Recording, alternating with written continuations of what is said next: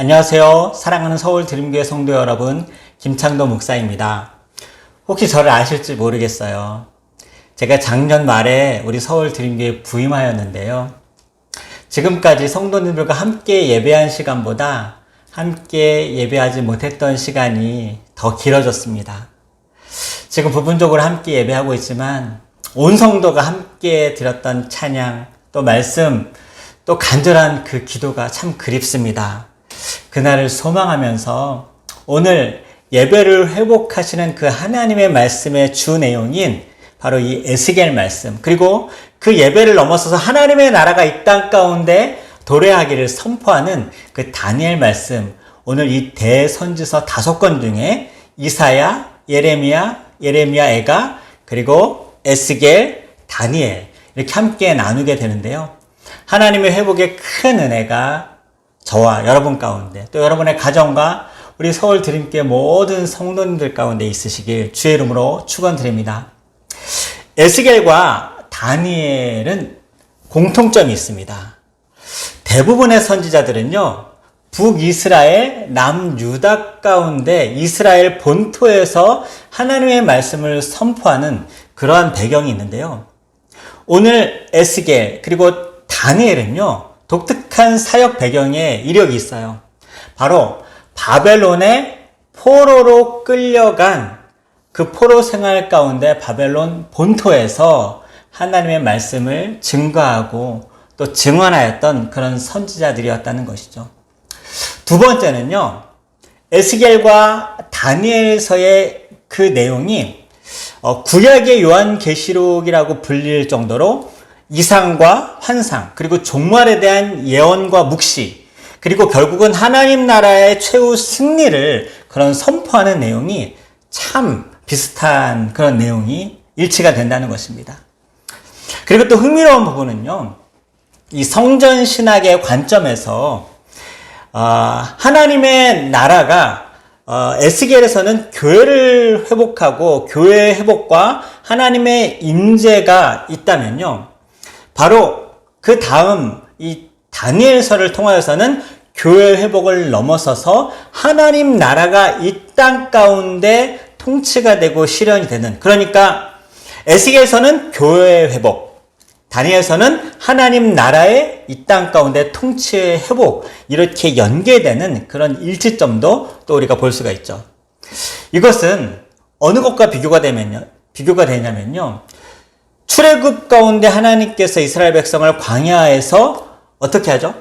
하나님의 예배, 회막을 통하여서 하나님의 성전으로 하나님의 임재를 경험케 하시죠. 그러나 그것으로 그치지 않아요. 약속의 땅 가나안으로 하나님의 나라를 이루시도록 그렇게 비전을 주시고 싸워 승리케 하십니다. 그것처럼 바로 에스겔도 교회를 회복하는 것으로 그치지 않고 다니엘에게까지 이어져서 하나님 나라의 회복이 마지막에는 완성이 되고 하나님의 나라가 이 땅 가운데 도래할 것을 승리케 하는, 동일한 하나님의 임재지만 교회의 회복과 그리고 하나님 나라의 회복을 강조하는 부분으로 같은 공통분모도 있고 좀 구별이 되는 그런 내용도 있다는 것이죠.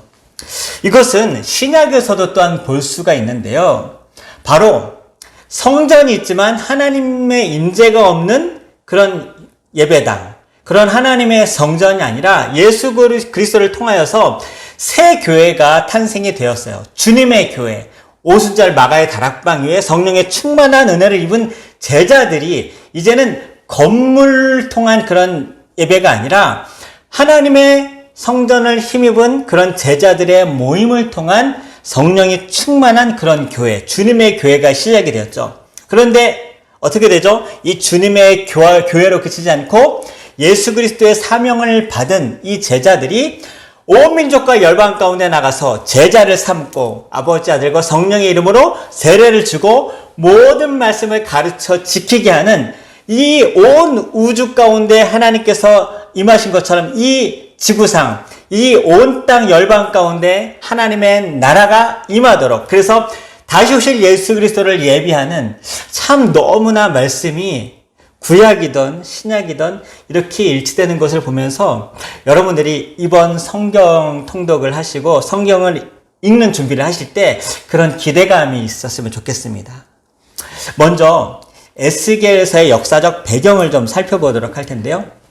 에스겔서는요, 예수님 오시기 전 한 600년, 즉 주전 600년경에 이 바벨론의 느부갓네살 왕이 이스라엘의 범죄로 말미암아 하나님께서 심판을 하시는데 바벨론을 들어 쓰십니다. 그것도 3번에 걸쳐서 1차 침공, 2차 침공, 3차 침공에 완전히 예루살렘이 회파가 되죠. 1차 침공이었던 주전 605년에 이 포로 무리 가운데 다니엘이 함께 끌려옵니다. 바벨론으로. 그리고 8년 후 2차 침공이 이 바벨론에 의해서 예루살렘이 침공을 당하는데요. 그때 2차 포로로 잡혀올 때 바로 에스겔이 끌려옵니다. 그러니까 다니엘과 에스겔은 어디서 만나게 되죠? 네, 포로 생활 가운데 있는 바벨론에서 만나게 됩니다. 그리고 에스겔은요, 바벨론의 포로로 잡혀온 11년 후에 바로 이 3차 침공의 소식을 듣습니다. 완전히 멸망당한 이스라엘의 소식을 듣게 되죠. 에스겔서는 어떻게 시작이 되냐면요, 에스겔이 2차 침공 때 포로로 잡혀온 지 5년 후에 이 바벨론의 그발 강가에서 하나님의 놀라운 영광과 인재를 경험하고 하나님의 부르심이 있게 됩니다. 바벨론 그발 강가에서 환상과 이상을 통하여서 하나님을 맡게 되는데요. 하나님의 임재를 경험하게 되는데요. 오늘 에스겔서의 교환 제목 저자가 안내되어 있고요. 그 다음에 에스겔서가 쓰여진 목적이 있는데요. 하나님께서 에스겔서를 이스라엘 가운데 주신 이유는 이 멸망한 이스라엘, 희망도 없고 좌절과 낭만 가운데 있는 이스라엘에게 하나님이 유일한 소망이시다. 하나님은 이스라엘 백성을 에스겔을 통하여 격려케 하여 주시고, 그리고 소망을 주셔서 다시 하나님께서 완전히 마른 그런 뼈들 가운데서도 하나님의 생기가 임하기만 한다면 다시 군대가 되어서 하나님의 백성으로 다시 회복케 하는 놀라운 은혜가 바로 하나님을 통하여서 있을 것이다 라고 이렇게 선포하고 있죠. 그렇기에 이 교환을 통하여서 에스겔의 주제를 보면요, 4가지가 있어요. 첫 번째는 이스라엘 백성에게 이스라엘 너희는 거룩하여야 된다. 거룩하신 하나님께서 말씀하시는 그 거룩, 그것은 정결함을 회복하는 것인데요. 이 정결함은 바로 개인과 공동체 모두의 정결함을 회복하는 것을 하나님께서 말씀을 하고 계십니다. 그리고 3번째, 하나님은 이스라엘뿐만이 아니라 모든 민족의 통치자이시다. 진정한 왕은 바벨론 느부갓네살이 아니라 바로 여호와 하나님 한 분만이 만군의 주이시고 만왕의 왕이시다라는 것을 그렇게 선포하고 있죠. 그리고 그 다음 4번째는요, 진정한 왕, 다시 오실 메시아, 예수 그리스도를 말씀하고 있는데요. 이 세상의 군주들은 실패한 군주, 생명이 다하면 그냥 흙으로 돌아갈 군주지만 영원한 왕국, 영원한 하늘나라의 통치자이신 메시아가 바로 우리의 구주로 오실 것이다 라고 그렇게 기록하고 있습니다. 에스겔서는 독특한 특징이 또 있어요. 서두에서 말씀드린 대로 구약의 요한계시록이라 불릴 정도로 다양한 메시지 전달 방법이 있는데요. 어떤 신비한 환상, 시간과 공간을 초월하여 하나님이 에스겔을 인도하여 이스라엘 땅, 예루살렘 성전을 그렇게 보여주시는 그런 환상의 그런 놀라운 신비한 경험을 또 하게 합니다. 그리고 종말론적 상징과 예언들로 이루어져 있죠. 교환에서는 그 중에 크게 3가지를 설명해 놓았는데요. 교환에서 보면 특징이 첫 번째, 에스겔이 경험한 하나님과의 직접적인 만남과 환상이 교차되어 반복적으로 계속해서 등장이 되고요.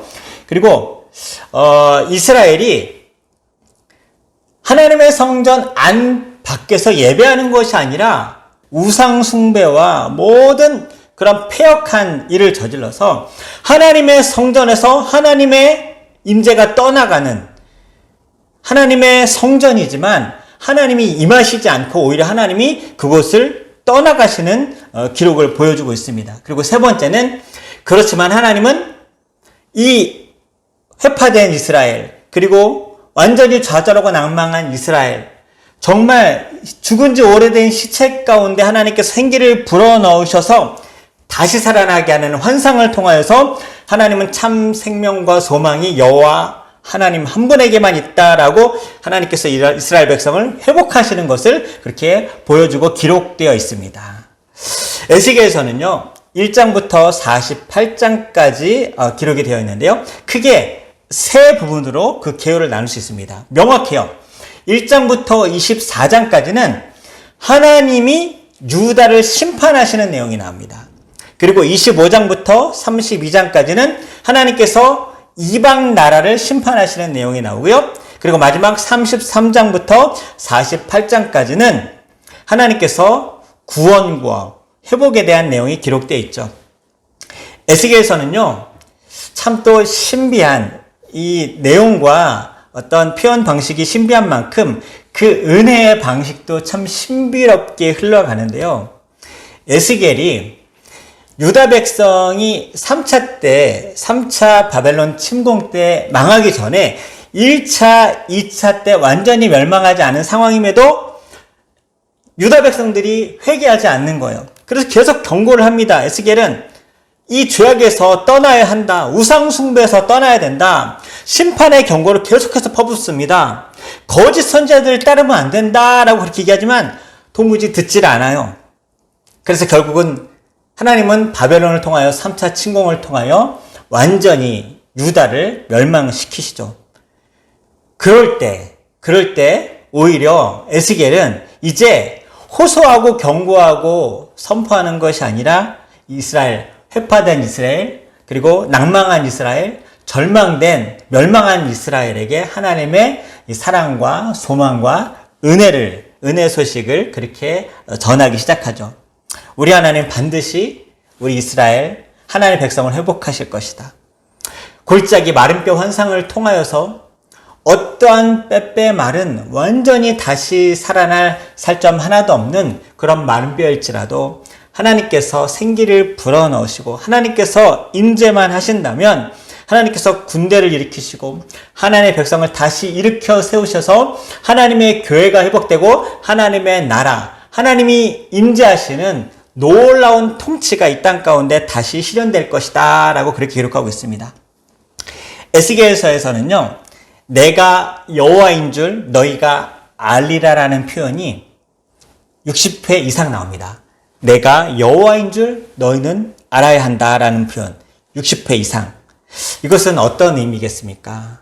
모든 생사화복, 모든 흥망성쇠의 주인은 바로 우리 하나님 여호와 한 분밖에 없다라는 것을 우리에게 정말 절대 잊지 말고 기억하고 마음 가운데 두렵고 떨림으로 우리 하나님을 섬기라라는 그런 메시지, 희망의 메시지, 승리의 메시지가 바로 오늘 에스겔의 메시지입니다. 이어서 다니엘서를 살펴보도록 하겠습니다. 서두에서 말씀드린 것 같이 다니엘을 다시 잠깐 소개하면요, 다니엘은 에스겔과 같이 바벨론 포로로 잡혀와 활동한 선지자이기도 했지만 또 유력한 정치인이었습니다. 다니엘이 포로로 끌려온 나이를 대략 15세 이전으로 그렇게 유추하고 있는데요. 다니엘은 거의 85년간 유다에서부터 또 바벨론 포로로 잡혀와서 그리고 페르시아에 이르기까지 그렇게 총리를 지낸 장수한 성공한 그런 선지자이고 정치인이죠. 당연히 다니엘은요, 선지자로서도 인정받고 존경받고 그리고 유력한 정치인으로서도 역사적으로 인정을 받습니다. 그런데 주목할 것은요, 이 다니엘은요, 무엇보다도 하나님께 인정받은 사람이라는 겁니다. 참 재밌는 부분이 에스겔 14장에 다니엘의 이름이 등장을 합니다. 어떠한 이유에서 등장을 하냐면 하나님께서 에스겔의 입술을 통하여서 유대 땅의 그 죄악으로 말미암아 심판과 분노를 퍼붓고 계시죠. 내가 이 예루살렘을 반드시 심판할 텐데 이 예루살렘에 노아가 있을지라도 내가 심판할 것이고 욥이 써두신 포함할 것이고, 그리고 마지막으로 한 인물이 또 등장하는데 그게 누군지 아십니까? 다니엘입니다. 여러분, 우리가 다 알다시피 욥 당대 의인 아닙니까? 노아 당대 의인 아닙니까? 그 두 사람과 어깨를 나란히 하는 다니엘. 참 이렇게 영적으로 성공한 것이 바로 진정한 성공이 아닌가 싶습니다. 예, 다니엘의 이름의 뜻은요, 하나님은 나의 심판자이시다라는 의미고요. 오늘 교환 3페이지에 보면요, 주제가 설명되어 있습니다. 첫 번째는요, 역사와 제국의 주권자는 여호와 하나님 한 분이시다. 두 번째, 이 영원한 나라는 이 주님의 나라밖에 없고, 이 모든 왕국, 세상의 왕국은 종말을 맞이하게 되고 오직 유일한 나라, 하나님의 나라만 이 땅 가운데 임할 것이다.